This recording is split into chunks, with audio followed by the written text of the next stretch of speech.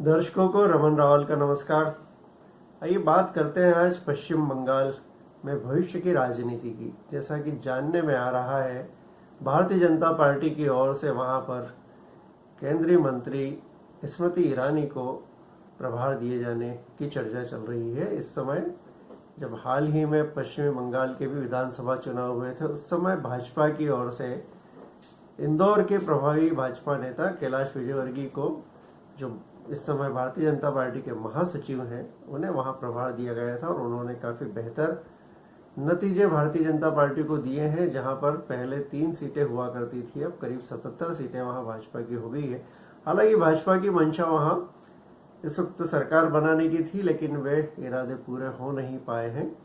और चूंकि निरंतर 6 साल से कैलाश विजयवर्गीय बंगाल के प्रभारी बने हुए हैं और ये काफी लंबा अरसा था और ऐसा माना जाता है कि शायद सबसे लंबा कार्यकाल किसी प्रदेश के प्रभारी के तौर पर कैलाश विजयवर्गीय का रहा है। अब चूंकि चुनाव में 5 साल हैं, वहां ममता बनर्जी फिर से आ गई है, तो इस तरह का कोई विचार हाईकमान के स्तर पर संभवतः चल रहा है कि ममता बनर्जी के सामने भाजपा की किसी प्रभावी महिला नेता को ही उतारा जाए, वहां पर उन्हें दायित्व दिया जाए और वे वहां जाकर और फिर भाजपा का मजबूती से काम करे, भाजपा के जनाधार को बढ़ाए और अगली बार जब विधानसभा चुनाव हो और लोकसभा चुनाव भी जब हो, तो भाजपा अधिक मजबूती के साथ में वहां उभरे।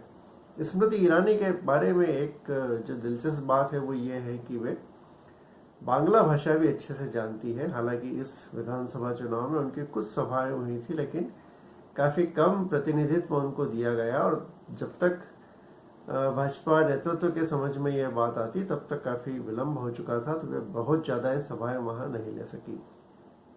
लेकिन यदि वे पश्चिम बंगाल की प्रभारी भाजपा की ओर से बना दी जाती है तो वाकई पश्चिम बंगाल में राजनीति काफी दिलचस्प मोड़ ले लेगी। एक तरफ ममता बनर्जी होंगी, दूसरी तरफ स्मृति ईरानी होंगी।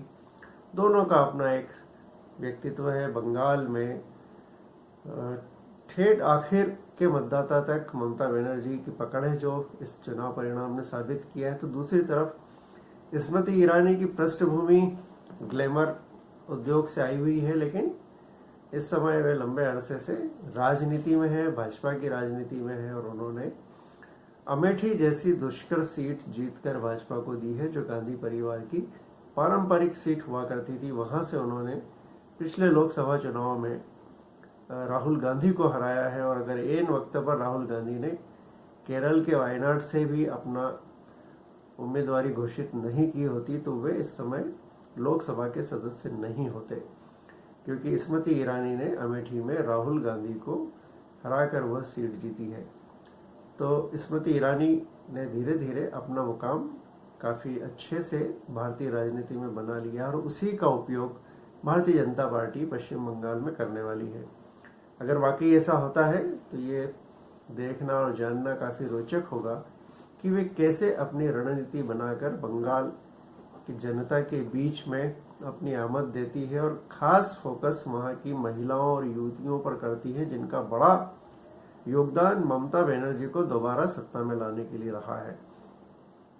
काफी मजबूत जमीन वहां पर भाजपा ने इन चुनावों में तैयार कर दी है। कैलाश विजयवर्गीय ने वहां पर संगठन खड़ा कर दिया है और ग्रामीण क्षेत्र तक भी उसका प्रभाव कहीं न कहीं दिखने लगा है। हालांकि कलकत्ता जैसे महानगर में भाजपा की पकड़ अभी उतनी मजबूत नहीं हो पाई है। तो स्मृति ईरानी के सामने जो चुनौतियां होंगी वे शहरी से लगाकर ग्रामीण इलाके तक, युवा से लगा के बुजुर्ग तक और युवतियों से लगाकर महिलाओं तक के बीच बराबरी से पेट बनाने की होंगी, भाजपा की जड़ें मजबूत करने की होंगी।